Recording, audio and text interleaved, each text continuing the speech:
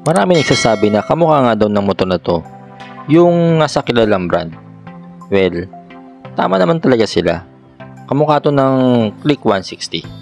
Pero teka, bago ka magalit at sabing manggagaya ang Euro Motors, isipin muna natin kung bakit hinayaan lang ng Japanese brand na gayahin ang motor nila.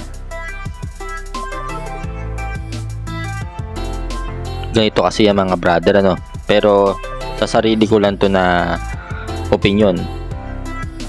Kumbaga ganito probably itong si Japanese brand binenta yung design kay Euro Motors. By the way, yung mga brother, yung Euro Motors kasi ay galing mismo kay Mitsukoshi. Kumbaga subsidiary sila. So yung mga gatong klase na marketing strategy is hindi naman na po bago yan. Kasi it's a win-win situation for both companies. Kumita na si Japanese brand sa pagbenta ng design kay Euro Motors. At the same time, yung kanilang original design still nasa market pa rin naman, diba? At marami pa rin tayong tumatangkilik ng mga Pilipino doon sa motor nila. And pagdating naman doon sa may kay Euro Motors, ayun, meron silang bagong nilabas na motor, pero yung presyo naman yun, mas mababa yung kanilang presyo kumpara sa original, sa Japanese brand. So yung kay Euro Motors kasi, yun yung kainaman nila, nabibigay nila yung mas mababang presyo, yung mga kanilang mga units. Pero yun na nga, syempre hindi porket na meron silang agreement about do sa gano'n na sistema nila, pwede nang ilabas ni Euro Motors ng ibang kahawig na kahawig si Click 160. So syempre may mga binago, at yun naman yun na nga yung nakita ni kay Samurai 155. Marami naman na bago in terms of yung kanyang sa head cowling, and then yung ilaw, yung tail light, yan. Marami rin naman binago. Tsaka hindi, pati yung sa engine, hindi rin sila ganun magkahawig. Kasi papasok yan pagka kopya, papasok yan sa copyright. Yung meron tayong tinatawag dun na tawag dito, yung violation of intellectual property code, yun, ganun. So yun lang naman mga brother yung palagay ko dyan or opinion ko sa ganung sistema nila, Kung meron man akong mali sa mga naging opinion ko, or kayo kung nasa salobin ninyo, pwede nyo naman i-comment yan sa ibaba. So ayun mga brother, So tara, pag-usapan natin yung motor na Euro Motors, yung Samurai 155i.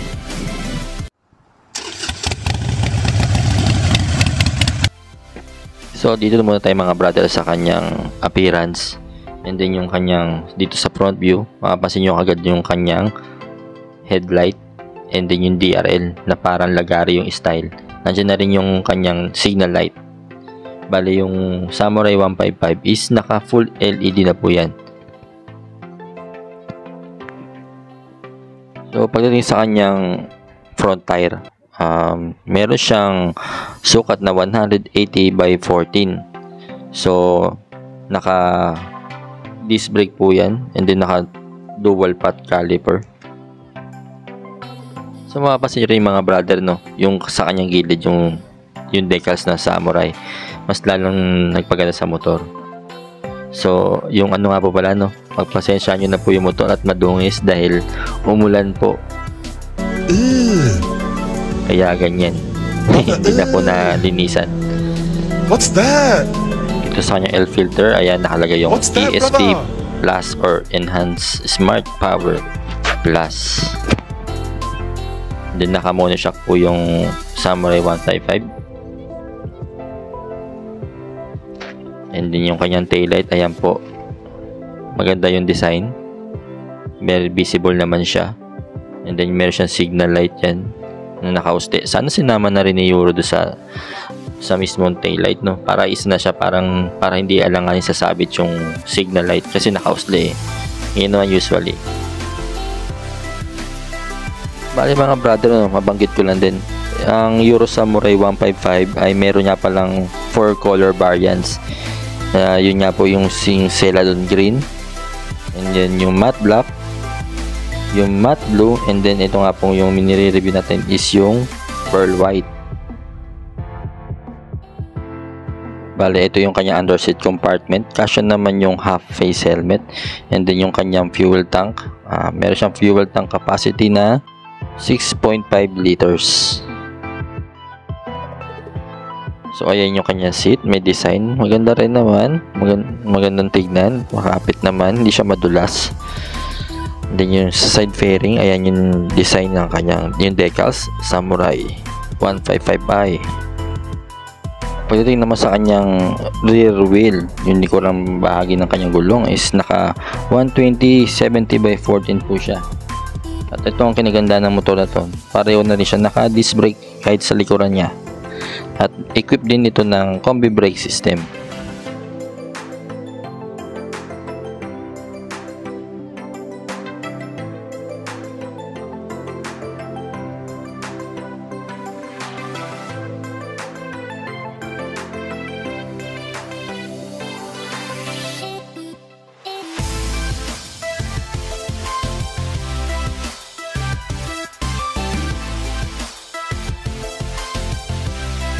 So, start naman po natin yung motor. And then, ito nga po palang Samurai 155 is naka keyless. Keyless remote na po yan. Ayan po ang kanyang remote. Galing ano? My God! Ayan yung kanyang dashboard. Lahat naman na po ng kailangan. Nandiyan naman yung temperature, yung fuel gauge, and then yung merong orasan, speedometer, RPM, nandiyan din po.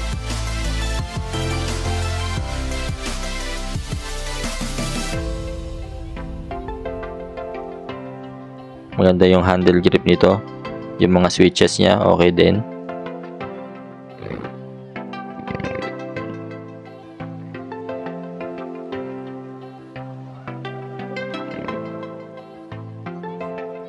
Meron siyang front pocket dyan sa harapan niya. Kaya nga front pocket, di ba? And then meron din po siyang yung utility hook. Ayan. Meron din siyang yung front pocket din, walang takip, malalim din po yan.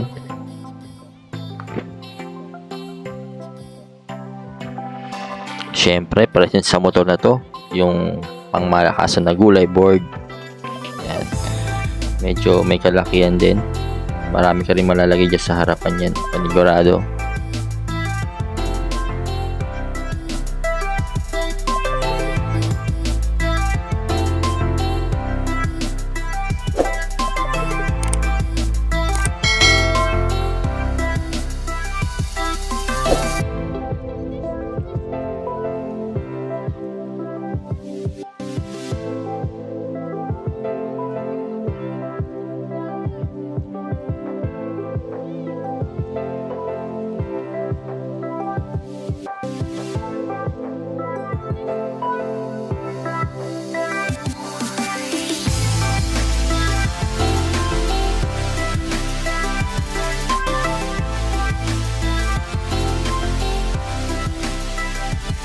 Para naman po sa specification ng motor na to, ito nga po ay merong engine displacement na 150cc, 4-stroke, single overhead cam, naka 2 valves na po siya, and then naka liquid cooling system na po, and under na rin po siya ng Euro 3 compliant.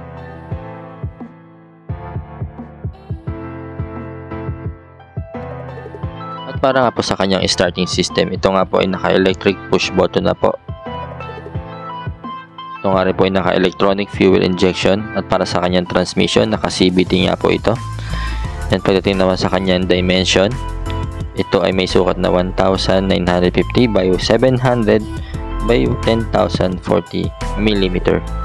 At meron po itong taas at kanyang ground clearance na 110 mm.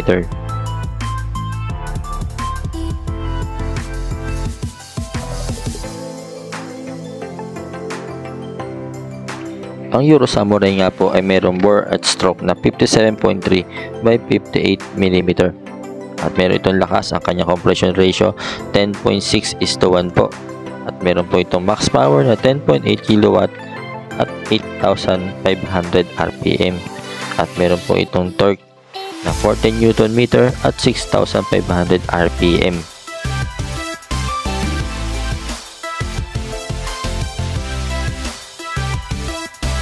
Ang motor na nga rin po ito ay equipped na rin ng idling stop system.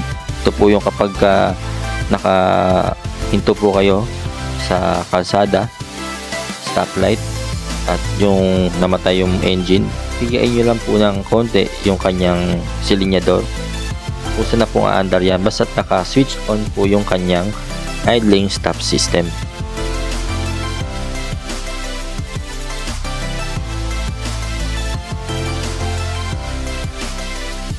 Pagdating dito sa Samurai 155i, meron akong isang napansin is yung kanyang ESP Plus, no, yung tinatawag nilang Enhanced Smart Power Plus. So medyo doubt lang ako dito kasi ang ESP Plus kasi ay nakadesign siya for 4 valves mechanism, pero sabi kasi nung iba na naka 2 valves nga lang daw to itong Euro 155i, pero yun nga, naka big valves nga siguro. Yun nga, pero yun nga, ganun pa rin siya, parang hindi siya ESP Plus. Siguro more likely naka ESP lang siya kasi naka 2 valves lang tong Samurai Pero yung kanyang yung silent start, naka silent starter na siya. Tahimik yung makina pagka i-start mo, halos wala kang maririnig. So you think ko dun pumapasok yung kanyang ESP. Dun lang, ESP lang siya, hindi siya ESP Plus. Yun lang po yung sa akin palagay, no? So mga nakakaalam po dyan kung ano talagang pinagkaiba ng dalawa na yun, pwede nyo naman po akong paliwanagan sa comment nyo na lang po dyan sa ibaba.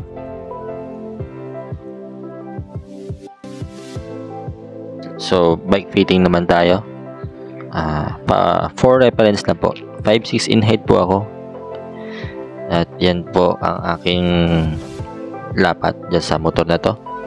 Medyo nakatingkayod po tayo konti lang dahil yung medyo may kataasan yung likuran nitong Samurai, ano. And then yung kanyang upuan din mismo, medyo mataas yung kanyang pagkaka-upholstery, pero for me okay na to kasi once na maandar na siya, mamaya po sa ating impression ride, meron po tayong impression ride. So maiikot natin yung motor.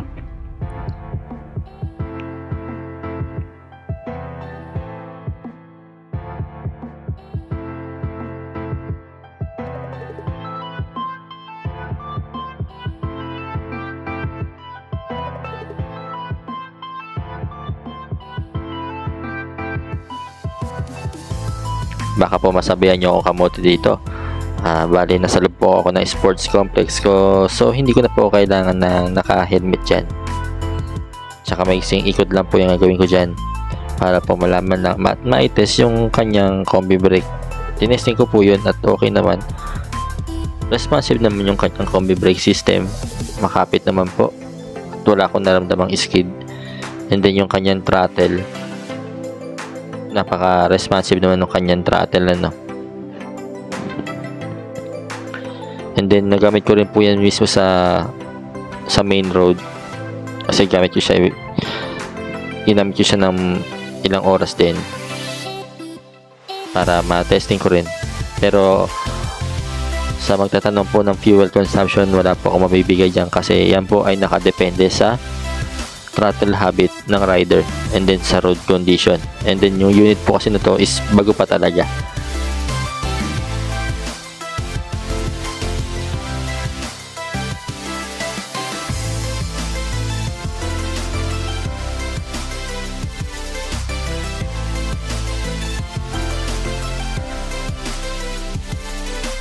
At ayan, dito po sa video na yan, nasa main road na po ako.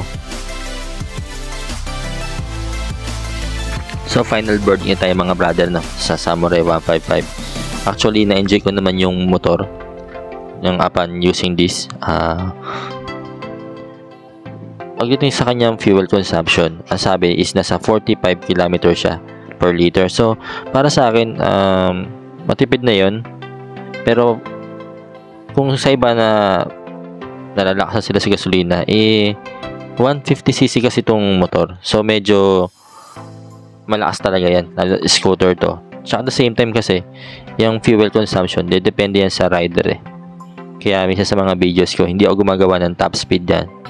And then yung fuel consumption. Kasi nga, yan mga yan, nakadepende yan sa rider.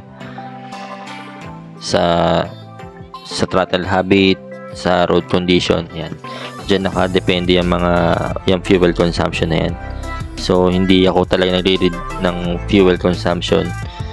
Bumabase lang din ako sa binibigay na doon galing sa mismong kasa kung ilang kilometer na daw tong mismong yung motor na binibenta nila. So, papunta tayo sa kanyang presyo, no? Sa halagang 88,900 pesos. Meron ka ng Samurai 155i and then may enjoy mo yung motor na to. Bale, bago ko tapusin itong video na to, maraming salamat pala sa aking kaibigan, nagpahiram ng kanyang motorsiklo. Bago pa itong motor na to, hindi niya ito nabe-break in kasi nga wala pa rin namang ORCR. Ginagamit niya na sa akin.